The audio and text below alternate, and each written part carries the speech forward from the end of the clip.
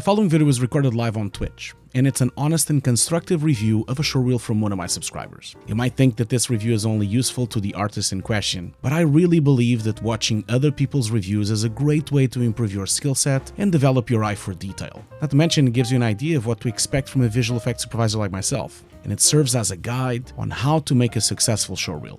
Remember, you can always submit your work for review on my Discord page, and then watch it live on Twitch. Hope you enjoy. Don't forget to subscribe and leave a comment below.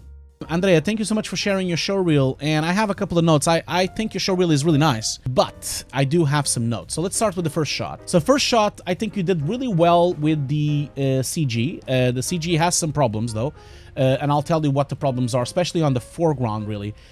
So first of all, in terms of the, let's start with the key. So you have a couple of things that I would fix on the key, and I think they come from really small little details. So for example, I'm going to give you an example here. There is like some black edges around the torso area on the key. There's also a couple of problems that I can see already happening in the key. I feel like there's a little bit of lack of detail on this hair. It's very subtle, but it is there. Also, you're having problems with your spill suppression. I can still see a little bit of green bouncing on the arms, and I think that is still mostly green and gray. You kind of want to tweak that. Look at this part here. So this is like something. Also, this part here is also something on. By the way, as you noticed, I have now a little marker so I can write on things. So I would say also there's a bit of green spill on here as well. There's a little bit of green spin here, a little bit of green spin here. So there's a lot of a few problems with spill suppression. For sure. You also have a keying problem with this object here. So you see here, on this area here, you have a couple of problems. So there's like transparency going on. The shadow looks a bit wrong. So there's something going on with this object that is not really well keyed. So you need to probably roto that by hand, I would say. That's the first thing that I would do here. But now let's talk about the CG. Now the CG has some problems. By the way, your track looks pretty solid to me. I hope that you did the proper lens distortion calibration and lens distortion on everything. So I do think that your track is good. Now, and also, like for me, these objects on the front are the biggest problem, you know. So you see this object here, and that object there doesn't look very photoreal. This one as well. And I think the problem is really because you are not putting good enough lighting on them and also good enough texturing on them. They look too clean. They're absolutely too clean. No one in the kitchen has something so clean and so perfect, okay? So you need to put imperfections on this thing, you know, like Dan is saying here on the chat. You need to like put imperfections here. You need to put some scratches, some bumps, you know. The handle needs to be a little bit broken. You need to put scratches everywhere because these kind of things get bounced around. You know, people put them inside of cupboards, then they get bounced around, they get scratched, you know. And that's going to really give like a lot of realism to your shot. The same goes for this pan. You know, this pan is way too perfect. You know, I'm missing like a little broken there, a little bump there, a little bump there. It's also would be nice to have a little bit of dirt somewhere, maybe leftovers of food. Just try to get it in a more realistic fashion. And also for me, in terms of lighting, you know, you have this really strong lighting coming in, which is beautiful. Like the back there looks stunning. You know, I think you did a wonderful job with lighting. It's just a shame that when you filmed it on set, you didn't really respect the lighting that was on the scene. You know, like for example, you have a window here producing an enormous amount of diffuse light. Okay, you didn't do the CG. Sorry, you didn't write that. Okay, so you only did the compositing. Okay, doesn't matter. Even if you didn't do the CG, it doesn't really matter because you could still do this yourself. You could use UVs. You could use geometry. For example, you could basically go into Nuke, and if you bring in the geometry of these, you could actually make your own dirt pass, you know, your own scratch passes. I actually have a video about that on YouTube, so maybe you can watch that video. On this video, I actually put scratches on metal. Just gonna go a bit, so you see what I do is I bring in the UVs of the geometry and the actual geometry, and then what I do is I apply scratches into the dirt. I apply noise patterns, and I do that on top of the armor of this creature, of this character, you see, because I bring the geometry into Nuke, then I can actually project scratches into it. So that would be a good idea. You know, that could be one way. Even if you don't have access to the CG, you're going to see all the dirt and the really realism you get from this little micro scratches. You get this dirt in between. You get these like patches of darkness. It just helps to sell the CG, you know, in a lot better ways. So I would advise you to do that. Now, going back to the CG, so try to get some micro scratches on these two things, and in fact, I think you should do it on everything, because even the table is a bit too clean. Now the background looks beautiful. I really don't have much to say, but one thing I would say is when this was filmed, you know, you have this huge light source diffuse coming from the back, and it's a shame that no one put a light on the set. You know, she should have had a backlight, because that's what the window had. So there should have been a backlight hitting her back, so that you would have a rim light, so that you would have like some kind of highlight going on the hair, even the transparency on the hair anyway. And also there should have been a light coming in from the right side, because you see your window is on the right side, and then there's light coming from the right side as well. You basically have light, you know, coming from here, you know, like coming from here all over the place, bouncing all over the place.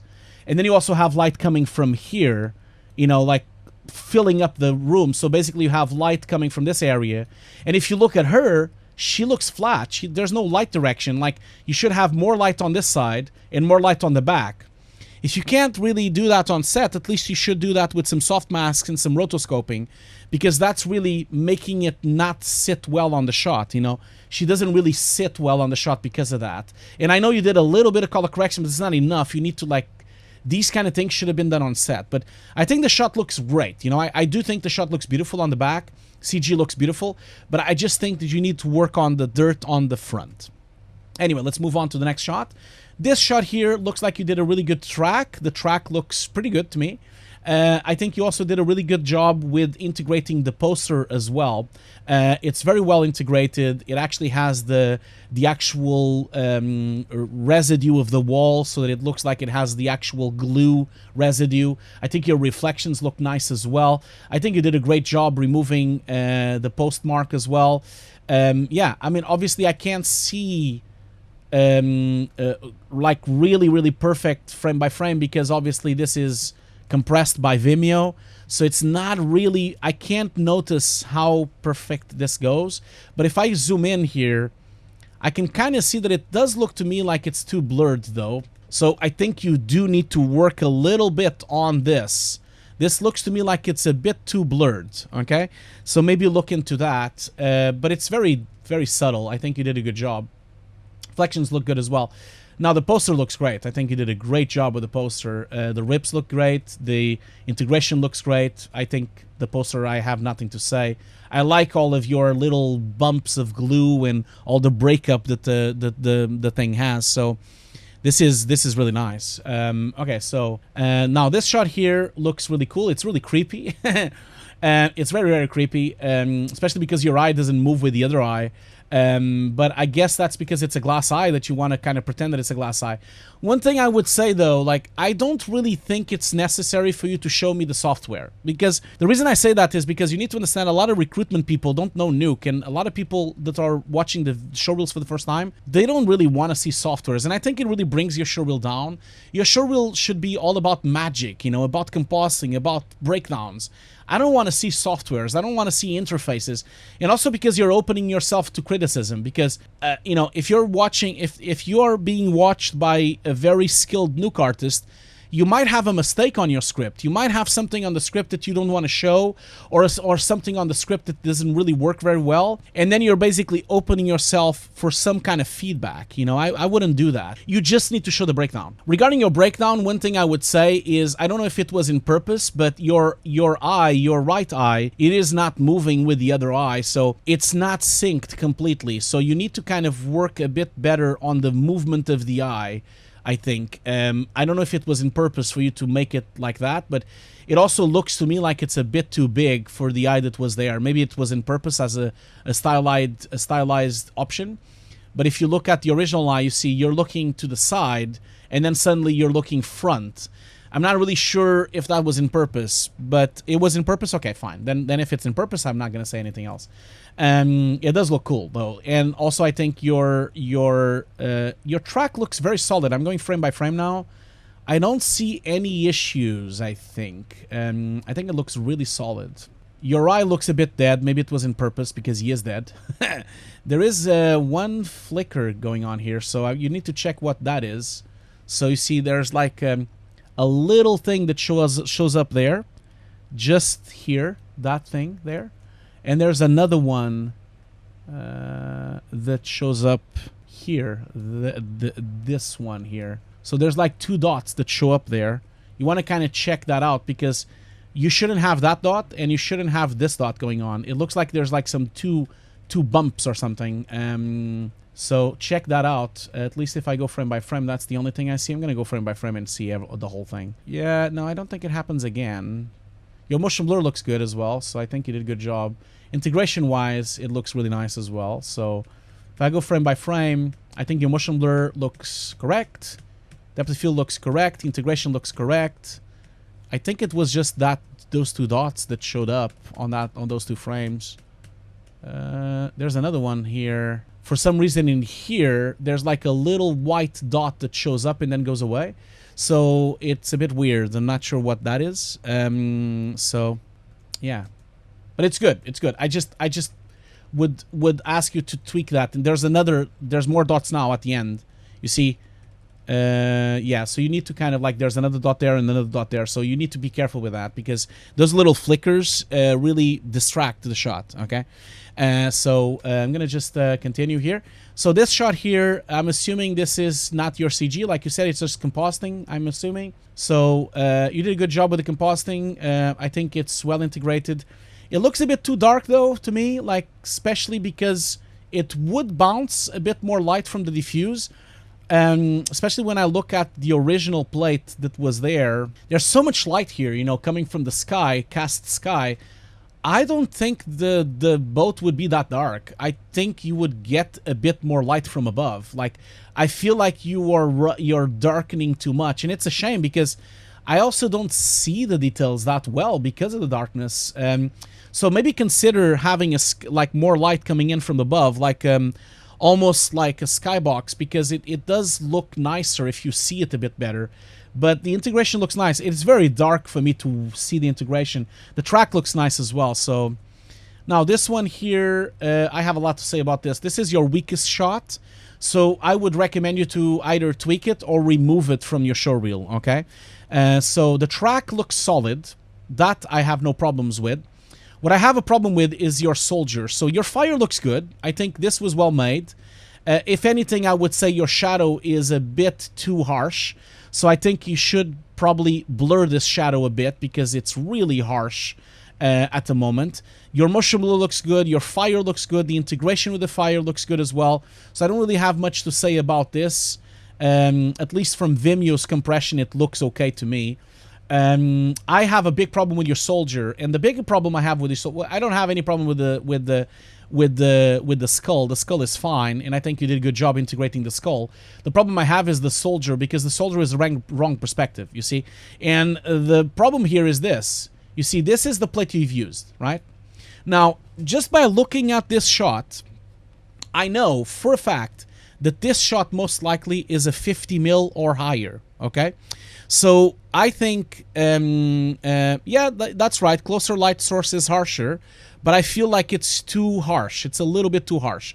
But I guess we can have an opinion about that. That's fine. Biggest problem you have with your soldier here is because your soldier was filmed most likely with a 50mm or an 80mm. It kind of looks to me like it was filmed with a very flat lens. And you can kind of see that by looking at the perspective on your soldier, you know, like I know there's nothing on the screen, but I can kind of see that that this is like a really flat lens. And then when I go into this shot, this is a very wide lens. So this shot was filmed most likely with like a 24mm or maybe even a 20mm. And what's happening with your soldier is that you're scaling him down, but he's the wrong perspective. Basically, your soldier should have been filmed with the same lens and pretty much the same distance that he should have been for the final shot. So you can't really put a soldier from a different lens into the plate like this, because it looks a bit strange. It looks like it's a bit weird. And I also think the integration, I do see that you did the lens distortion, and that's a correct thing to do it. But the problem here is also your key is not good. Like you see, he's too blurred. His edges are too blurred. His black levels are wrong. His white levels are wrong as well. There's a huge light coming in from here, and he's not even being affected by that light. So I feel like you see the color light of him is pretty much, you see all these lights that you have here and all these lights you have here and here. They're not strong enough. They're in fact as strong as the skull, and the skull is much further away from the light source, so he should actually be brighter. And also then you have also issues with your edges, like this is too blurred edge, this is too blurred edge, so your key has a bit of a problem. He looks thinner as well than what he was before, so I don't think it's working out. He's also sliding, by the way. I just saw that he's sliding now. I'll show you what I mean. So if I zoom in here, just look at the first frame. You see that? If I go frame by frame, he's actually sliding his position. So he's not actually attached to the floor. So what I would recommend you to do is to remove the soldier, because the soldier is bringing down the shot quite a lot. Okay? So I think that you should kind of remove the soldier and keep everything else. Or work on the soldier in a better way. Or maybe comp something else there. I think that could help, you know.